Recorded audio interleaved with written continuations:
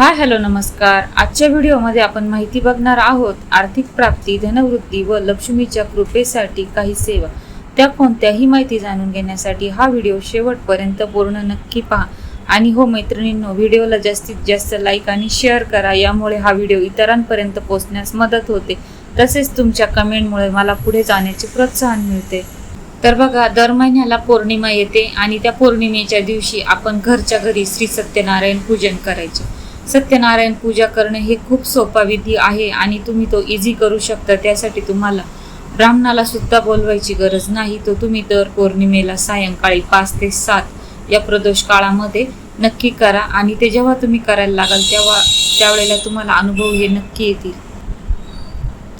तसंच बघा, रोजच्या रोज म्हणजे रोज न चुकता, किंवा तुम्हाला जर नसलच शक्य तुमच्या धावपळी अभावी आणि कोणी जर घरात नसल करण्यासारखं, तर तुम्ही ना मंगळवारी, शुक्रवारी, पौर्णिमेला हे करू शकता. पण रोज केलं तर अतिउत्तम आहे. आपल्याला काय करायचं आहे की आपल्या घरामध्ये जी कुलदेवी असते, म्हणजे टाक मूर्ती जे काय असेल ते, त्या समोर आहे ना तुम्हाला श्रीसूक्त, नवार्णव मंत्र किंवा महालक्ष्मी मंत्र म्हणत म्हणत मूर्ती टाक असेल तर त्यावर अभिषेक करायचा आहे. आणि फोटो असेल तर तुम्ही अभिषेक तर त्यावर नाही करू शकत, पण टाकावर किंवा मूर्तीवर तुम्ही अभिषेक नक्की करू शकता. तसंच रोजच्या नित्यसेवेमध्ये एक एक माळ, म्हणजे लक्ष्मी गायत्री मंत्र, विष्णू गायत्री मंत्र, कमलात्मक मंत्र, ओम श्री महालक्ष्मी देवे नमःचा जप तुम्ही नक्की करू शकता. यामुळे आपली लक्ष्मी प्राप्त होते आणि प्राप्त लक्ष्मी स्थिर राहण्यास मदत होते. तुम्ही नक्की करून बघा. तसंच सत्यनारायण पूजा पण तुम्ही जेव्हा करायला सुरुवात कराल ना, त्यावेळेला तुम्हाला हळूहळू जाणवेल का, म्हणजे आपल्याला धनधान्याची कमी जाणवणार नाही. सगळ्यात मोठं धन तर म्हणजे पैशात नाही, तर ते आपलं धनधान्य त्यामध्ये आहे. तर बघा, तुमचा दर महिन्याला जेव्हा पगार होतो तर त्या पगाराचं जे उत्पन्न मिळतं तर ते लगेच खर्च करायचं नाही. म्हणजे आपण कसं बऱ्याच वेळेला वाटतच बरेच जण येतात, तर तसं करायचं नाही. तो पगार त्या दिवसाला घरी आणायचा आणि खर्च न करता उजव्या हातात धरून ईश्वराचे, म्हणजे तुम्ही ज्या देवाला मानता त्या देवाचे तुम्ही स्मरण करा. श्रीसूक्त किंवा लक्ष्मी मंत्र म्हणा आणि ती रक्कम एक रात्रभर देवघरात स्वामींजवळ किंवा तुमच्या देवीच्या देवतांचा जो काही फोटो असेल त्याजवळ रात्रभर तशीच ठेवा. आणि दुसऱ्या दिवशी तिला खर्च करण्याला, म्हणजे तुम्हाला जे काही वाटप असेल ती द्या. पण त्यातला 4 आणे का होईना ते तुम्ही दानपेटीमध्ये किंवा काही अन्नदानासाठी कुठंतरी तुम्ही देऊ शकता.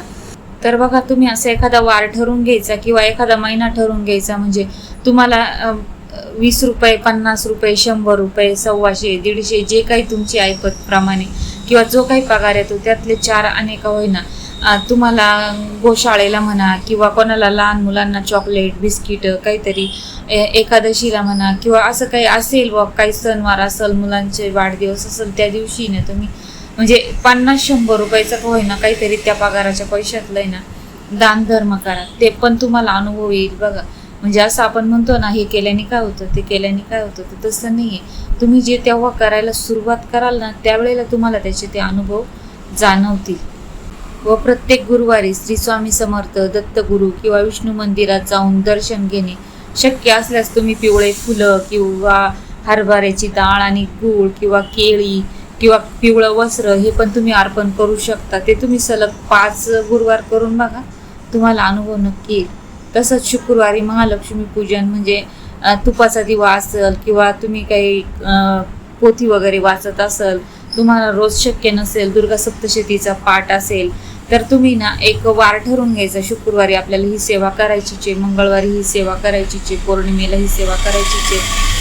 तर मग येणार ते एक नियोजन ठरवून तुम्ही त्याप्रमाणे करू शकता. तुम्ही रोज जरी नाही केलं ना, पण एक वार ठरवून त्या वाराला ती सेवा ठरवलेली तुम्ही पूर्ण करा. त्याचे पण तुम्हाला अनुभव नक्कीच येतील. तसेच एकादशीचा उपवास शक्य असेल तर धरा, आणि ज्यांना शक्य नाही ना, त्यांनी त्या एकादशीच्या दिवशी ना विष्णू सहस्रनाम किंवा व्यंकटेश स्तोत्राचं पठण करायचं. म्हणजे तुम्हाला जर उपवास पेलत नसेल तर सांगते.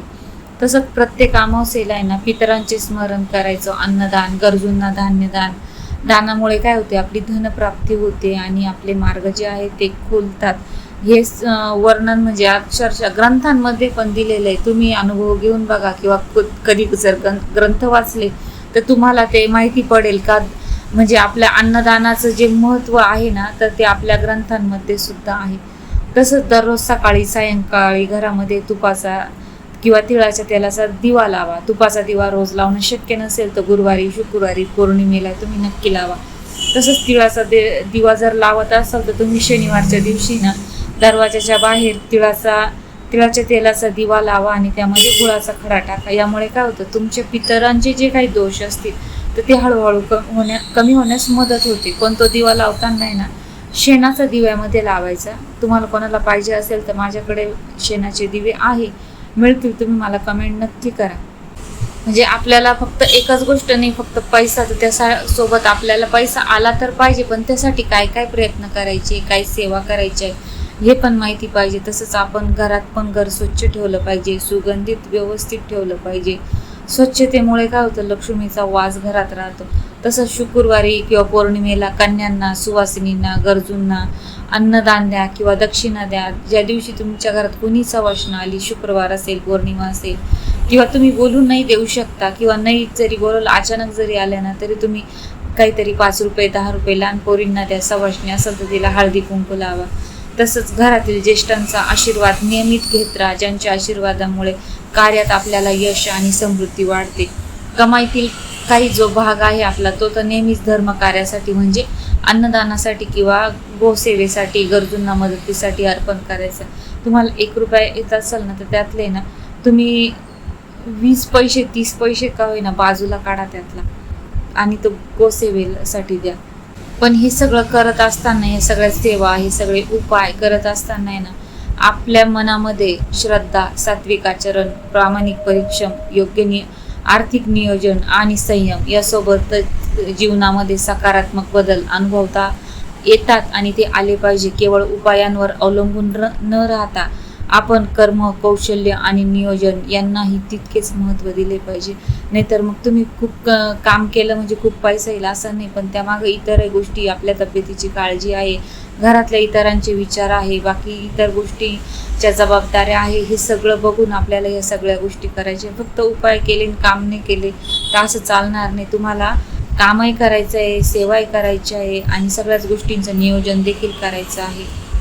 तर बघा, या पद्धतीने जेव्हा तुम्ही ह्या सगळ्या गोष्टी करणार, तुम्हाला सत्यनारायण करणं आहे, गुरुवार आला तर तुम्हाला हळदीचं लेपन करावं लागेल, घर स्वच्छ ठेवावं लागेल, कधी कुलदेवीच्या टाकावर, कधी मूर्तीवर तुम्हाला अभिषेक करावा लागणार आहे, श्रीसूक्त नवार्ण मंत्राचे पठण करावं लागणार आहे, एक नित्यक्रम ठेवावा लागणार आहे आणि रोज म्हणजे हे करायचंच, एक तो क्रम आखूनच ठेवायचा, हे रोज करायचंच. आपल्याला डायरेक्ट कोणी म्हणजे तुम्ही सेवाच केली, काम नाही केलं तर डायरेक्ट हांडाचा आपल्या पुढे येईल, सोन्याचा चांदीचा, असं होणार नाही. त्यासाठी कामही तितकंच गरजेचं आहे, कामासोबत सेवाही तितक्याच गरजेची आहे. एखाद्या वेळेस म्हणजे एक वेळेस सेवा नाही झाली तर चालेल, पण तुमच्या घरातले वयस्कर लोक असेल, लहान मुलं असेल किंवा वर्किंग सगळेजण असतील तर पहिले खाणं पिणं, त्यांच्या तब्येतीची काळजी यातही सेवाच येते, ते सेवेमध्येच येतं. तुम्ही एखाद्याला करून खाऊ घातलं ना तर ती तुमची सेवाच आहे. असं काही नाही का फक्त तुम्ही देवाची केली तरच सेवा आहे, नाही. माणसाची जरी तुम्ही माणसाला मदत केली तर ती तुमची सेवाच आहे. तर तुम्ही अशा पद्धतीने पण आहे ना तुम्ही लक्ष्मी प्राप्ती, धनवृद्धी या गोष्टी करू शकता. तर तुम्ही जे कोणी करत असाल किंवा तुमचा काही अनुभव असेल की तुम्ही एकादशीला हे दान पुण्य केलं, तुम्हाला काही लाभ झाला किंवा काही अडीअडचणी सुटल्या किंवा हळूहळू त्या सुटतीलही. हे बघा, एकदम कुठलीच गोष्ट सक्सेस होत नाही, ती हळूहळू पायरी पायरीनीच चालावं लागते. तुम्ही लिफ्टनी जाता आणि धडकन आपटता, तेच तुम्ही पायरी पायरीनी जाता आणि वरपर्यंत पोचता. यात हाच फरक आपल्याला लक्षात घ्यायचा आहे आपल्या जीवनामध्ये सुद्धा, रोजच्या दैनंदिन जीवनात. तर पौर्णिमा बघा, तुम्ही 12 पौर्णिमा करा, तुम्हाला 5व्या 6व्या पौर्णिमेलाच अनुभव यायला सुरुवात होईल की काय बदल होत आहे आपल्या परिस्थितीमध्ये, आपल्या येणाऱ्या पैशांमध्ये किंवा घरामध्ये शांतता पण राहिली पाहिजे, वातावरण पण सकारात्मक पाहिजे, हे सगळ्या गोष्टी. तर तुम्ही थोडं थोडं करायला सुरुवात करायला नक्की तुम्हाला अनुभव येतील. आणि त्यासोबतच बघा, तुम्ही छोटे छोटे अनुभव घ्यायचे, छोट्या छोट्या गोष्टी करायच्या. तुम्ही जेव्हा तवा ठेवता ना तर तव्यावर आहे ना म्हणजे तुम्ही रोजचं पंचमहायज्ञ सुद्धा करू शकता. तसंच कच्चं दूध म्हणजे तवा पोळी टाकायच्या आधी ना तुम्ही दूध टाकून तव्यावर पहिले दूध टाकायचं आणि तवा पुन्हा स्वच्छ करून घ्यायचा आणि त्यानंतर पोळ्या बनवायच्या. पहिली पोळी जी आहे ना ती कावळ्याचा घास म्हणून बाजूला काढायची. त्यासोबत तुम्ही कागदाला तूप लावून आहे ना तो म्हणजे ते कागद पेटून देऊ शकता, म्हणजे ते अग्नीला ते दान दिलं जातं. ह्या सगळ्या गोष्टी म्हणजे बऱ्याचशा आहे, त्याच्यावर मी एखादा व्हिडिओ नक्कीच बनवेन. पण तुम्हाला ही माहिती कशी वाटली हे कमेंट करून मला नक्की कळवा. तुमचे अनुभव पण माझ्यासोबत शेअर करा आणि अशीच आध्यात्मिक धार्मिक माहिती बघण्यासाठी सारिकाच लाईफस्टाईल या यूट्यूब चॅनलला सबस्क्राईब नक्की करा. धन्यवाद.